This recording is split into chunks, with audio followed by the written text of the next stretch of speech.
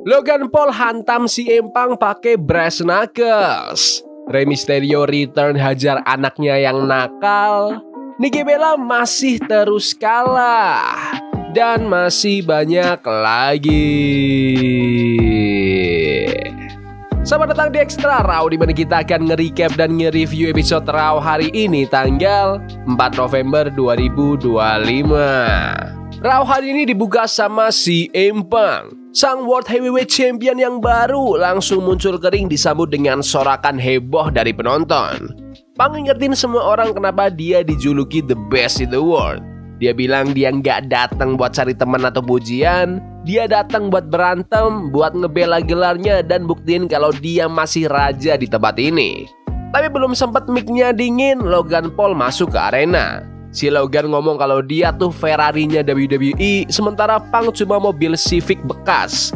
Dia sombong bilang udah ngalahin Cena sama AJ Styles dan nuntut title shot yang katanya udah pantas dia dapetin.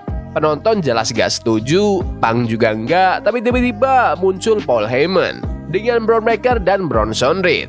Heyman nyindir Logan habis-habisan, nyebut dia anjing tanpa majikan, terus ngeklaim kalau dua anak buahnya itulah pewaris tahta sesungguhnya. Mereka langsung ngamuk, bilang dia nggak mau nunggu lagi dan Punk cuma jaga kursi buat dia. Begitu tensi naik, adu pukul pun meledak. Punk dan Logan sempat kerja sama sebentar, tapi aliansi itu bubar secepat kedipan mata. Breakker dan Reed ngerusak keduanya sampai Punk harus ambil kursi dan mulai ngebalik keadaan. Heyman akhirnya nyuruh anak-anaknya mundur. Segmen pembuka yang solid buat Raw hari ini. Meskipun kemenangan gelar si emang sebelumnya agak terburu-buru gara-gara cederanya Seth Rollins, segmen ini ngerasa kayak momen perayaan yang pas. Aku sempat mikir arah ceritanya bakal bikin Punk vs Logan Paul di Survivor Series, tapi belum jelas kemana arahnya. Kehadiran Bron Breakker dan Bronson Reed juga nggak mengejutkan sih. Mereka emang top heel di Raw. Soalnya The Vision nyerang Punk tuh cuma masalah waktu aja.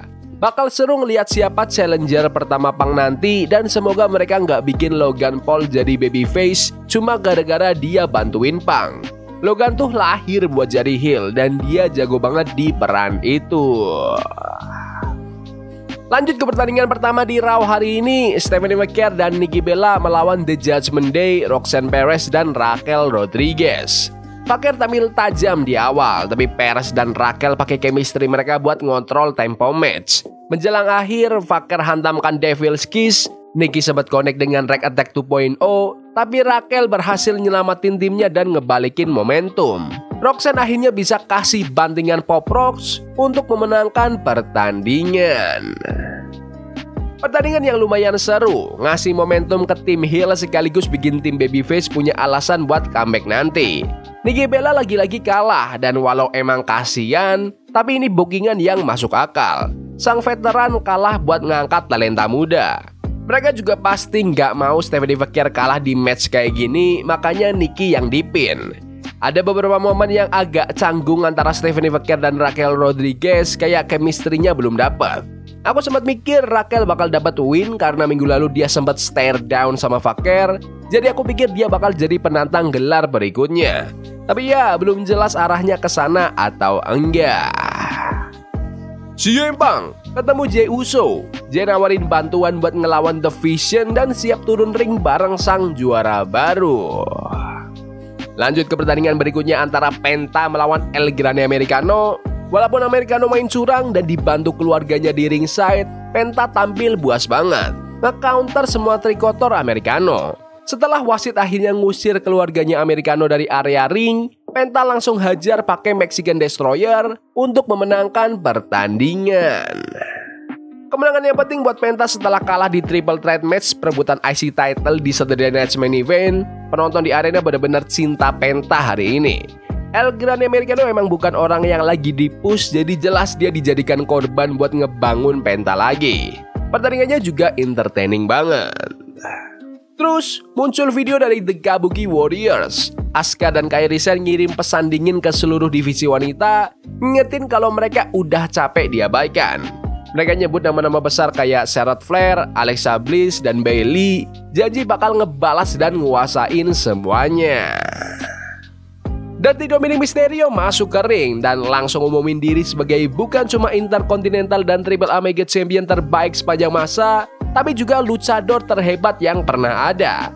Tapi tiba-tiba Rey Mysterio akhirnya balik setelah berbulan-bulan absen karena cedera, dan dia langsung berdiri face to face sama anaknya di tengah ring. Rey nyoba nyentuh sisi hati Dom, ngingetin dia soal warisan keluarga mereka, soal El Santo, Blue Demon, Eddie Guerrero, semua legenda lucha libre. Tapi Dominic malah makin songong, bilang dia lebih hebat dari semuanya. Rey akhirnya ngomong tegas, selama aku masih bisa nafas, kamu gak bakal jadi raja luchador dan gak bakal jadi Mysterio yang terhebat. Dom nyoba nyerang curang, tapi Rey nangkep tangannya, balikin pakai head scissors, dan kasih 619 ke anaknya sendiri. Gila, segmen ini keren banget. Penonton langsung meledak pas Rey Mysterio balik. Mereka jelas lagi manasin storyline Dominic lawan Rey buat perebutan IC title. Tapi dari vibe-nya, kayaknya ada nuansa akhir karir buat Rey juga. Senang banget lihat dia balik, semoga kali ini bisa jalanin satu run terakhir yang sehat dan memorable. Backstage, Adam Pearce lagi ngundi nama-nama buat turnamen Last Time Is Now, ngebangun hype buat match-match besar yang bakal datang. Sementara itu, Bayley dan Lyra Valkyria kelihatan agak tegang jelang tag match mereka lawan The Kabuki Warriors yang lagi panas-panasnya. Bayley kelihatan keganggu banget, mungkin karena tekanan atau keraguan diri sendiri. Tapi dia tetap bilang ke Lyra, kita baik-baik aja. Terus tiba-tiba Becky Lynch nongol di meja komentator.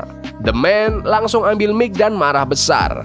Dia ngehajar semua pihak secara verbal. The Vision waktu dia absen sampai spotlight yang katanya nggak pantas didapetin Maxine Dupri. Becky bilang dia bukan cuma bintang, dia itu standarnya WWE. Dan dia kasih peringatan keras ke Maxine, next time kita bertemu, satu kesalahan kecil bisa ngabisin karirmu. Dia jalan keluar tapi sempat adu tatapan panas sama Asuka. Promo yang singkat tapi padat banget dari Becky Lynch. Dia itu keren sebagai heel Women's IC Champion. Emang belakangan dia agak kehilangan momentum gara-gara cederanya Seth Rollins, tapi dia masih nyala banget di mic. Sekarang dia lagi feud sama Maxine Dupri, dan walau storyline-nya agak di luar arus utama, Becky tetap bikin semua segmen terasa besar. Lanjut, ke The Kabuki Warriors melawan Bayley dan Lyra Valkyria. Di awal, Lyra lumayan ngimbangin Asuka dengan teknik dan kecepatan. Tapi makin lama, chemistry dan kejamnya Kabuki Warriors gak bisa ditandingi. Bayley nunjukin semangat veteran, sempat hampir curi kemenangan lewat Bayley to Bayley, tapi terlalu banyak gangguan. Asuka akhirnya ngunci pakai Asuka Lock, dan Lyra gak punya pilihan selain tap out. Begitu matchnya selesai, Charlotte Flair dan Alexa Bliss datang buat nyelamatin Bayley dan Lyra. Tapi Kabuki Warriors cuma senyum licik dan mundur dengan tenang. Pertandingan ini top banget. The Kabuki Warriors makin kuat tiap minggu. Kerja tim mereka solid banget. Momen pentingnya tuh waktu Asuka dorong Lyra ke arah Bayley di apron, bikin Bayley gagal nyelamatin partnernya. Spot itu bisa jadi benih buat storyline ketegangan antara Bayley dan Lyra, tapi belum digas setelah match. Overall, kerja mereka semua rapi dan seru banget ditonton. Backstage lagi, Finn Balor dan Jerry McDonough udah siap buat tag title shot mereka. Sementara Dominic lagi nyari backup, tapi nggak ada yang mau bantu. Finn basically bilang, kamu urus aja sendiri. Bahkan Roxanne Perez sempat nyamperin dan bilang ke Dom, buat jadi orang yang lebih dewasa. Langsung ke pertandingan gelar World Tag Team Championship antara AJ Styles dan Dragon Lee melawan Finn Balor dan Jerry McDonough. Bareng Dirty Dom nongkrong di ringside. Pertandingannya cepet banget, teknikal tapi tetap brutal. Balor tampil agresif, Dragon Lee meledak dengan kecepatannya, dan Styles kayak biasa main taktis banget. Tapi karena ini Judgment Day, mereka tentu aja main curang. Pas kelihatan mereka mau nyolong gelar, tiba-tiba Sheamus nongol dan langsung hajar Dominic di ringside. Itu ngubah segalanya. AJ nutup pertandingan dengan phenomenal forearm, dan sang juara berhasil mempertahankan gelarnya. Pertandingan yang solid banget, sama serunya kayak pertemuan sebelumnya. Semua punya chemistry yang luar biasa. Aku emang udah expect juara bertahan bakal menang. Apalagi mereka baru dapat gelar beberapa minggu lalu. Jadi ini mungkin jadi kesempatan terakhir Finn dan JD buat rebut gelar itu dalam waktu dekat. Di backstage, Nikki kelihatan down setelah kekalahan sebelumnya. Dia ngobrol sama Women's World Champion Stephanie McMahon. Nikki jujur bilang dia ngerasa ragu sama dirinya sendiri. Kayak udah berkarat dan gak yakin masih punya tempat di WWE. Tapi Fakir nyemangatin dia, bilang, "Kamu itu Nikki Bella, sang perintis. Kamu yang buka jalan buat kami." Terus mereka pelukan dan momen itu terasa tulus banget.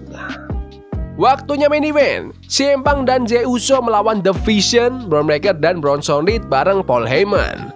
Punk dan Jey tampil solid, tapi The Vision emang brutal, main kotor dan fokus ngebantai Punk terus-terusan dengan suplex dan splash. Pertandingannya jadi berantakan sampai akhirnya wasit harus hentikan match dengan double count out. Tapi belum sempat semua tenang, Logan Paul lari ke ring. Awalnya kelihatan kayak mau bantu Punk, tapi Logan malah nyerang Punk pakai brass knuckles. Penonton langsung ngamuk, Heyman senyum sinis di ringside dan Logan malah ngasih knucks itu ke Heyman sendiri. Episode ditutup dengan shot Heyman dan Logan saling tatap. Senyum iblis dua-duanya, kelihatan banget kayak aliansi jahat baru lahir di Raw hari ini. Ending pertandingannya agak lemah, tapi plot twistnya keren. Banyak fans mungkin ngarep sesuatu yang lebih besar, tapi aliansi Logan sama The Vision ini menarik banget. Kayaknya Logan belum resmi gabung, tapi udah jelas mereka punya kesepakatan. Banyak yang nyangka Jey Uso bakal turn heel hari ini, tapi ternyata fokusnya ada di angle-nya Logan. Dan jujur, pairing Logan dengan Heyman bisa jadi salah satu power move terbaik ke depannya. Kalau Logan dapat title shot duluan, reaksi Breakker dan Reed pasti seru banget buat ditunggu. Secara keseluruhan, episode Raw hari ini solid. Banyak wrestling yang keren dan storyline yang lanjut dengan kuat, tapi hype tentang landscape WWE bakal berubah agak berlebihan karena ternyata nggak ada twist yang sebesar itu. Ini bukan episode yang jelek, cuma kurang ledakan yang dijanjikan. Tapi tetap, Raw kali ini ngasih pondasi yang bagus banget buat storyline ke depan. Tapi menurut kalian gimana Raw hari ini? Bagus? Gak bagus? Komen di kolom komentar. Ya udah gitu aja video hari ini. Jangan lupa like dan subscribe ke channel ini karena gue pengen 20.000 subscribers di bulan ini. Tolong bantu. Yes boy. See you. Love is a game we play incognito. Forbidden fire on Nico. Burning for love we can hold. I wish we were impossible.